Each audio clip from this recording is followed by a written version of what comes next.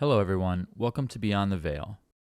Today we hear from Dr. Tony Sikora, an orthopedic surgeon whose life took an unimaginable turn when he was struck by lightning. What followed was not just a brush with death, but a profound journey beyond the physical world, one that would awaken a mysterious and unstoppable passion for music. Hi, my name is Tony Sikora. I'm an orthopedic surgeon, and I've had an interesting experience in my life.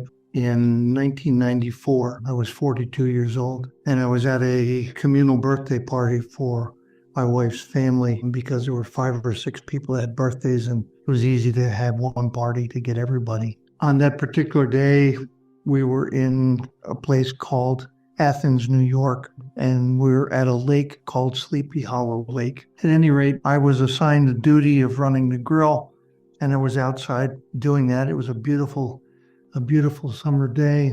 As the day wore on, my mom was not there, and so I decided I would go call her on the phone and just to check on her. And I was not paying attention to the fact that the sky had grown dark and a big cloud had formed over the lake. But I was busy, so I was oblivious to it. And I walked around the front of the building, and we had rented a pavilion, and the front of the building was a payphone. So I walked around to the front of the building, and I picked up the phone, and I dialed my mom, and she was busy and didn't answer the phone. After it rang 5 or 6 times, I decided, well, I'll just hang up and try again later. And as I started to take the phone away from my face, I heard a huge crack, and this big flash of light came out of the phone and hit me in the face. I knew exactly what had happened. There had been a storm that had come down and hit the building and came out through the phone and hit me in the face and just threw me back like a rag doll. As I was flying backwards from the impact, I had a very strange sensation of moving forward. And I was very confused because I thought, that's really a strange thing to happen. And then I was standing there and I'm looking around, and I look to the front and there's the phone dangling. And I look to my right and there's a staircase going up to the 2nd floor. And it just cannot comprehend what is going on. There was no lapse of any thought or memory. And right at that second, I hear my mother-in-law screaming at the top of the stairs. And she comes flying down the stairs and she's running right at me. And I'm thinking, this can't be good. It was like she didn't see where I was. I'm standing right in front of her, and she comes running down the stairs, and she doesn't acknowledge that I'm standing there, and she just takes off to her left. And I thought, okay, well, I'm going to go follow her. So I turned and I started walking toward where she was going, and I was confronted with myself.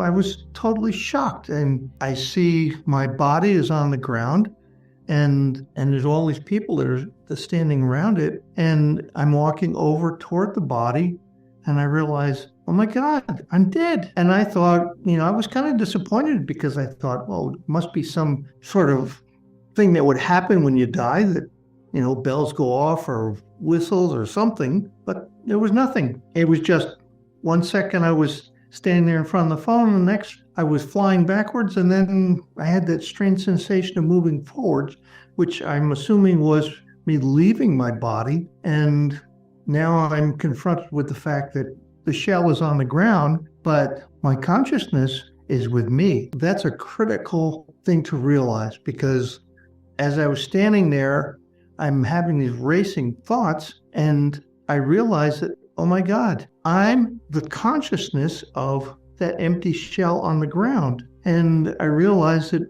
whoever I am, I always am. There's no break in consciousness. There's no such thing as dying. Yeah, we die, but we don't cease. We continue, and the consciousness continues on. And so as I'm standing there and I'm watching, I'm trying to call out to them, but nobody can hear me or see me. And I thought, well, this is pretty strange. And there was a lady standing behind me waiting to use the phone. So she was probably 5 yards behind me. And she and her daughter were standing there. Her daughter was 12, 13 years old, and she was waiting to use the phone because she wanted to call one of her friends. Her mom was sitting there with her. Turns out her mom was a nurse, and I saw her starting to get down to do CPR. And at that point, I thought, well, nobody can hear me, nobody can see me, and I feel stupid just standing here. So for some reason, I turned and started to go up to the second floor because I wanted to see my family. And as I started walking up the stairs, it was very strange because I normally will look down at the ground to see where the stairs are so I don't trip and fall on my face. And as I got to about the third step, I noticed that something was happening to my legs. The form was starting to dissolve. And I thought, whoa, this is really getting out of hand here. And I continued walking up the stairs. And by the time I got up to the top of the stairs, I had no form at all. And I was just a ball of energy. And at that point, the stairs go off to the left. And I didn't bother. I just went right through the wall. And I came out on the other side of the wall, directly over my wife's head.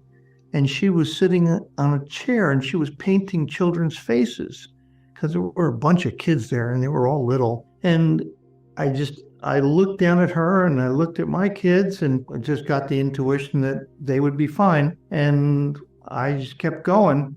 And it was like I was on a conveyor belt that I had no control over. And so I passed diagonally through the room. And when I went through the roof was when things really started to get interesting, because it was like I had immediately fallen into a river of pure positive energy. And it was this bright bluish white light that just pervaded from what seemed like a source that was some distance away, but it just radiated into everything. And it reminded me of when I was a child. I would swim in a creek that had a deep area in this crystal clear water, and I would lay down on the bottom and look up at the sun, and the sun would come through the water and the rays would have this sparkly kind of appearance to it. And it reminded me of that. But what was so striking about this light was that if you can imagine absolute love and peace, that was what was the only thing that was in this energy. And I call it an energy because I could not only see the energy coming, but I could feel it and I could actually see the energy form, which was really strange because I'm looking at it and I could see that energy was what made everything. I was looking at trees and hillside and could see the lines of energy, and it was almost like a sine wave that was a low frequency vibration that was running through everything.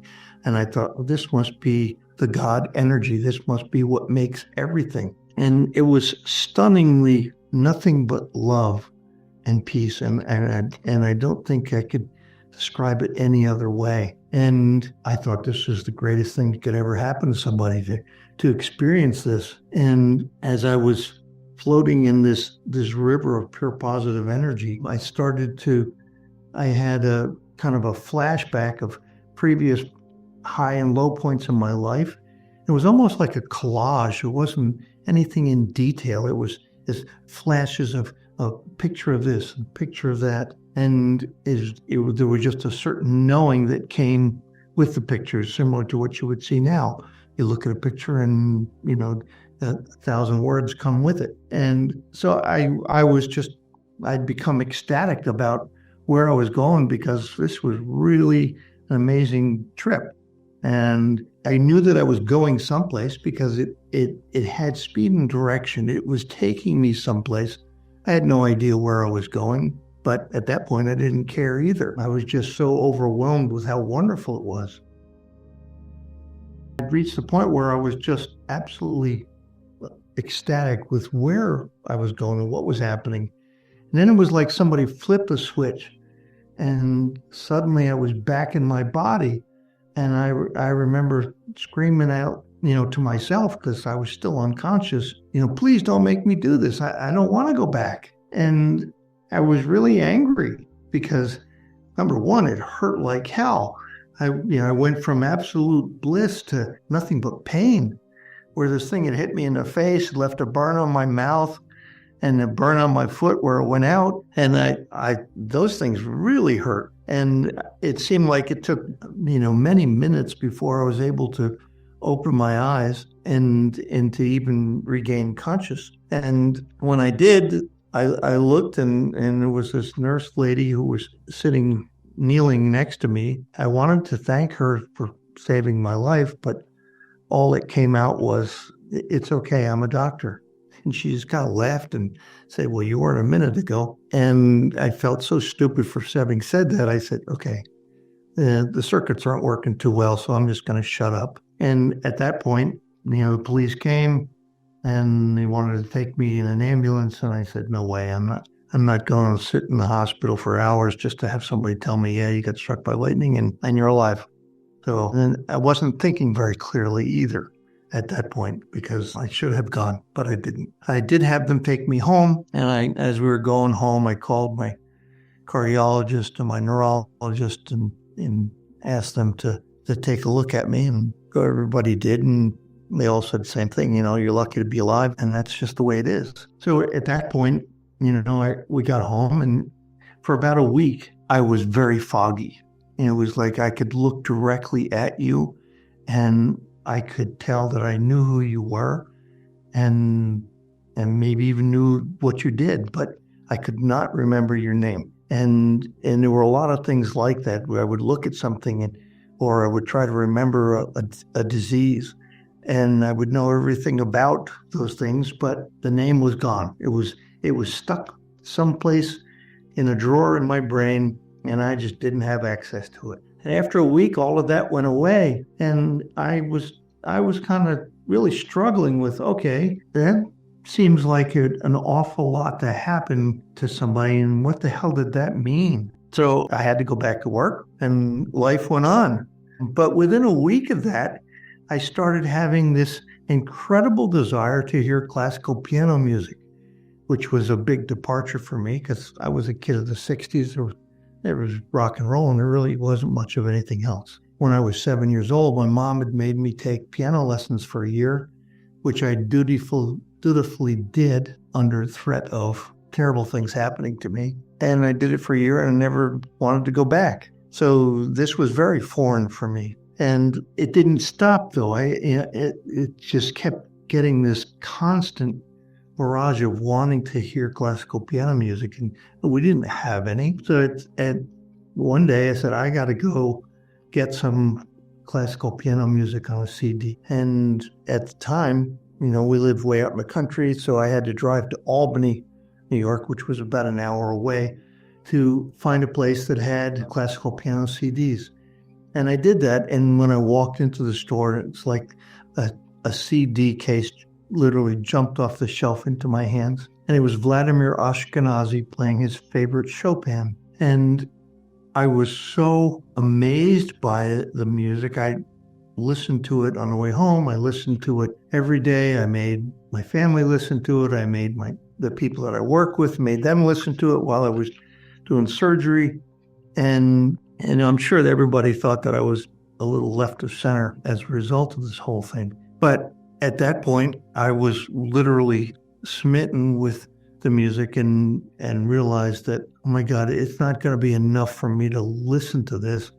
I need to learn how to play it. And so I didn't have a piano, and I didn't remember anything about how to play, but magically thinking, I said, well, that won't really matter. I'll just somehow muddle through this. But what was interesting was the next day, one of our babysitters came by and said, I have to move, and I had this old upright piano that I love, but I need to store it for a year. Could I leave it at your house? And we said, sure. And suddenly I have a piano, and I went and bought some books on how to teach myself. And I also bought all the sheet music from the CD, which was, kind of a ludicrous thought because I didn't know how to play, and I didn't have the faintest idea how to tackle anything of that complexity. But again, undaunted, I started going through the book, trying to teach myself. And about 3 to 4 weeks after the lightning event, I have a dream. And it was strange because this was a very vivid dream. And in this dream, I'm walking out onto a stage, and I realized that myself, am actually playing at a concert hall. But I'm walking in my spiritual form. I'm walking up behind myself, and I'm listening to the music that I'm playing, and I'm in this big concert hall. And I remember I actually drew a picture of the concert hall. It was that vivid. And I walked up behind myself. I just stood there, and I was playing this music, and the ending had a loud crashing ending, and it woke me up, out of a sound sleep. And as I was sitting there in the bed, I got up and looked at the clock, and it was 3:15, and I thought, what the hell? And I walked out to the piano, and I tried to plunk out some of the notes that I'd heard, but I didn't have the faintest idea at that point how to do anything in terms of writing or notation. So I said, the hell with this, and I went back to bed because I had a busy day the next day. And so I got up in the morning, and one of the first things that I realized was that every time I sat down at that piano, the music from the dream would start playing in my head. And it was like a permanent partner that I had of this music that was just always there. And the minute it had an opportunity to start playing, it would. And music was always the same. And it was very haunting. It reminded me of a little 2-year-old child that was very insistent and play with me, Daddy, play with me. And the music was like that. If I was busy and couldn't do it, it got more insistent. It was really kind of strange. But if I didn't play it and didn't give some attention to it every day, it would interfere with my thoughts at work and interfere with everything else that I was doing. So I started trying to learn how to play. And one of the big turning points was was struggling to learn a piece of music called a Fantasy Impromptu, one of the Chopin favorites. And I was sitting at the piano trying to teach myself this piece of music, and which is hard to learn even with a teacher. The teaching yourself was next to impossible. And one day my daughter's best friend was over at the house, and her mom is an accomplished classical violinist. And she came over to pick her up. Her name is Jackie. Jackie was the child. Her mom was Penny. And Penny came in and she says, "What are you doing?" And I says, "I'm trying to learn this piece of music." I said, "But I'm really struggling because the hands don't line up." And she said, "Well, they're not supposed to." And I said, "What do you mean? Why would somebody write a piece of music where the hands don't line up?" And she said, "It's what's called a polyrhythm." And I said, "I don't understand. What's a polyrhythm?" And she said, "I'm not even going to attempt to tell you this." She said, "You need to get a teacher." So she recommended Sandy McCain, who was the chairman of music at Hartwick College. And we lived in Oneonta, which was just down the street from Hartwick College. And I called Sandy up and asked her if she would take on an old guy who wanted to learn how to play. And she let me come for an audition. And I went to her studio, and she told me to bring some pieces of music that I had been working on, which I did. And after I was finished, she said that she would take me on, but under no circumstances was I allowed to play any of this music again until she said I could. The thought being that I did not have any of the foundation needed to be able to play those pieces of music. Anything that I did to injure that process would just take much, much longer to reach. So I followed her advice, and I didn't. But I had told her about the music that was playing in my head, and as we went along, we were working 2 hours a week, and our only time in common was 5 a.m. And so we would meet from 5 to 6, 2 days a week. And that was kind of our time to do this. And as time went on, I would work on trying to write down little snippets of that music from the dream, and as I was learning to play. And I didn't know what I was going to do with them. But I would write down, a measure or two, and I would throw it in a drawer. And I had this big collection of little pieces of paper that had different thoughts from the music.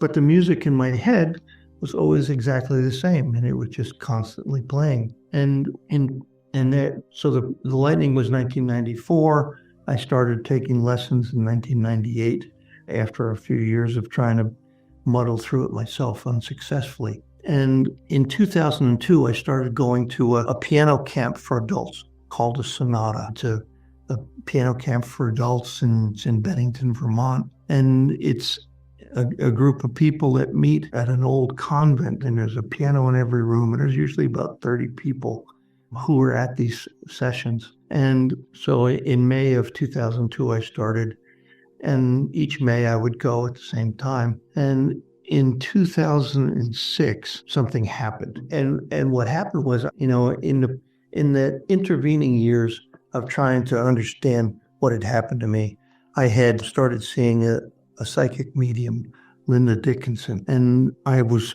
intent on trying to understand what happened to me and why it happened. And I went to see her in January or February of 2006. And I sat down in the chair across from her, and she just jumped up and said, "Tell me you're going to piano camp." And I was like, geez, I was undecided. I said, it's really busy right now, and I didn't know that I could afford to go. And she said, "No, you have to go. It's very important. You're going to meet a woman there, and she's going to have a huge influence on your life." And I'm thinking, okay, I don't know what the hell this means. But so I made plans to go. And when I went in 2006, there was something new there.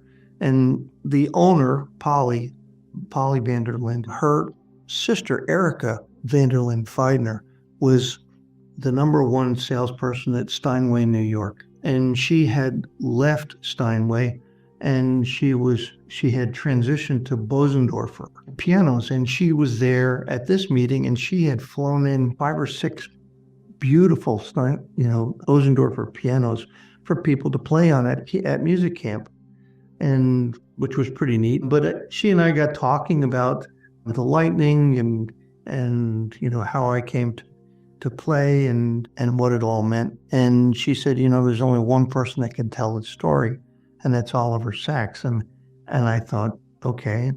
The only thing I knew about Oliver Sacks was that he had written the book Awakenings, and he was responsible for solving the riddle of Parkinson's disease. But I didn't know anything more about him. And I thought, okay, life goes on. And at that point, I went back home and went back to life as usual. But as soon as I got home, I think it was about June sometime, I get a phone call from Oliver Sacks. And I thought, whoa, what's this all about? And Oliver says, I've heard about the story with you and the lightning and the music, and I would like you to come to New York and be one of my patients, because I've got a collection of people who've had interesting events happen in their lives, and I think you would fit into that group. And I thought, sure, I'd love to meet you and go through that. So in August of 2006, I drive down to New York City. I meet Oliver Sacks in the morning, and we spent the entire day talking about the life and the lightning and anything else that came along. And at the end of the day, we're standing in his doorway saying goodnight, and he looked at me, with those piercing eyes that just looked right through you. And he says, the music went through an awful lot of trouble to get here from the lightning strike. The least you can do is write it. And I was so taken with that. And when I got home, I promised myself I would start right away to write the music.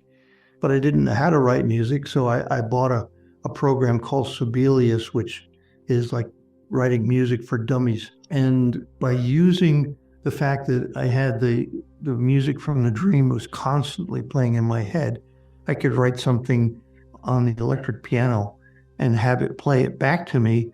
And if it matched what I was hearing, I knew I was on the right track. So I spent 7 months every single night for that whole time. And my objective was to be able to play the music for my piano group when I went in May of 2007. So I finished writing the music out for somebody else to read. And by that point, I was able to play it as well. And that was my goal, was to play it for the group in May of 2007, which I did.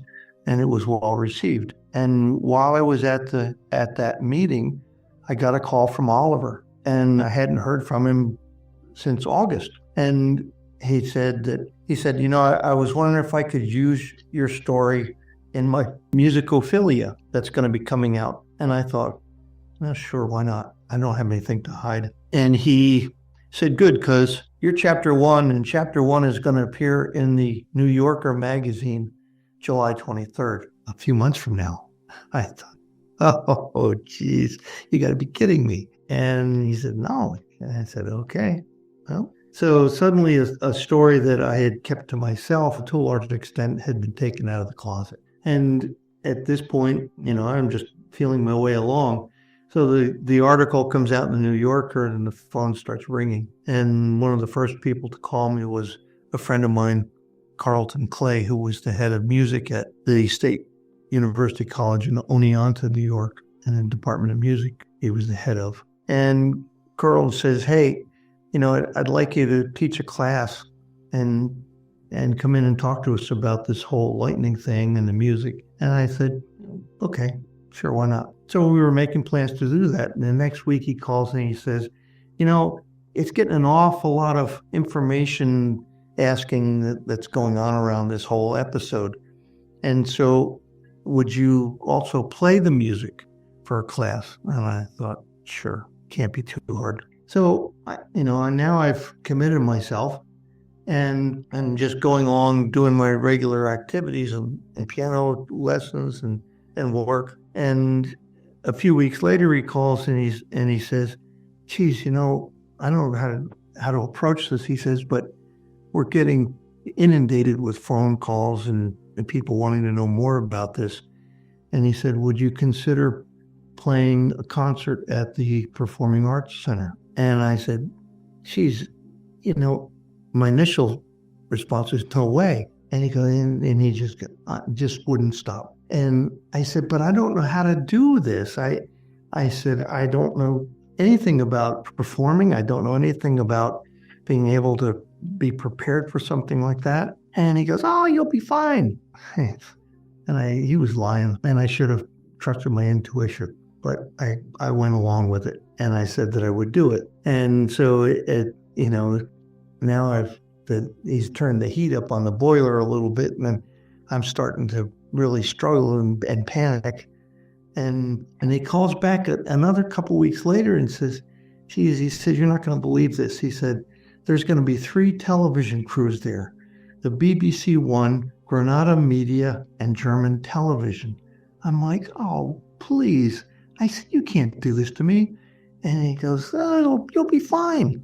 And at that point, I was absolutely panicked. I called my piano teacher, Sandy, and I said, I don't know how in the world I'm going to do this. And I said, is there something you can do to teach me how to do this and get me through it? And she said, yeah, but it's going to be a lot of work for both of us. And I'm like, okay, well, I'll do it if you'll do it. So at that point, we started working 3 hours minimum a day on doing this. And we started out by just going to the Performing Arts Center and teaching me how to walk up on the stage and not embarrass myself, and how to approach the whole thing of doing a performance. And then she would go up and, she would make me play, and she would go up in the bleachers and she'd say, I can't hear you. I'm like, oh my God. And so it was a difficult process. And so this whole thing took months of preparation, and in January of 2008 was when this concert was, actually 2 nights, and it was a packed house. I mean, standing room only. Somehow I managed to get through it. And I remember going to the green room right beforehand, and I said to God and my guides and angels, and I said, look, you guys got me here. And I said, please don't abandon me and make me do this by myself, because I'm going to embarrass us both. And thankfully they stuck with me, and we were able to just get through the whole process. And at that point, the music took on a life of its own because I started getting invited to play all over the country. And the music from the dream, what I affectionately called the Lightning Sonata, continued to play in my head and continued to be developed, technically as well. And I continued doing that work. I had an incredible opportunity to perform it at Mozart's home in Austria. There's a basement concert hall under his house. I got to perform it there, which was an incredible event for me to be in the house of a great master like that and to walk the same stairs, which was really something. And then one of the performances that I did was for the International Association of Near Death Studies, an organization that's large and is essentially people who have a great interest in near-death studies or who have had an experience. This is their conference. And I was a keynote speaker in 2013, I think it was. And I did a talk about this whole aspect of things. And then they had a piano brought in, and I played the lightning piece for the crowd. What was interesting about it was that right after I finished playing, somebody came from the audience and said, "You've got to see this." And I said, "Okay." And she pulled out her camera, and it's a digital camera, and she's looking at the screen. And when I was up on the stage giving my talk, she took a picture, and there was a big blue orb about 10 feet over my head. And I thought, okay, what the hell was that? And it obviously is some form of energy. And when I was playing at the piano, she had taken another picture, and the blue orb had come down and was sitting right at the very bottom end of the keyboard on the left side. But what was interesting to me was that the orb actually gave off a bluish light onto the keys. It's not like it was a reflection of something else. It was energy in and of itself, and was casting that energy onto the keys. So my interpretation of that was that, this is part of whoever gave me the music is sticking around to make sure that I'm true to it and I don't screw it up too badly, which I was forever grateful for. And so things have just continued on in this way, and I've continued to play the music. One of the things that has happened every time I play in a concert is that people will come up to me very sheepishly and they don't want other people to hear what they've got to say, and they'll come in and they'll say, "This has happened to me also." And they've had some sort of injury and they had a near-death experience, and they don't want people to know because people are going to think they're crazy. And certainly, when this happened to me in the 90s, it was not a time where you could go around telling people that. I kept it to myself because it was not unusual for somebody to call the state and say, "Hey, this guy's getting really loose around the edges. You probably ought to take his license away." So I just kind of kept it to myself. Of course, Oliver took that out of the closet and put it out there for everybody to look at. So in the interim, there's still lots of music that I have continued to receive from wherever this music comes from. And I've often thought that I tune into a frequency and the music exists on that frequency, and I have access to it. And lots of other composers have said things like that. Even Mozart said that the music comes in final form, it's just given to him, and he would write it down. And lots of other pianists and musicians say very similar things, that the music comes from someplace. So I don't know where that place is, but certainly it may have a location. And of course, the other question then becomes, is it possible that it's buried in the DNA of me, and that however many times of lifetimes that I have had, the DNA has a record of all of that stuff? Or it could also possibly exist in what's called the Akashic Records, which is where everything that has ever happened is stored. And somehow I have found a way to access that information, at least in a musical sense. And in my discussions with Oliver Sacks, Oliver thought that the lightning had somehow rewired my brain so that I had access to things now that I never would have had access to. I think it goes more than that. I think that there is encoded in our DNA things that we have no idea exist. Consciousness does not die.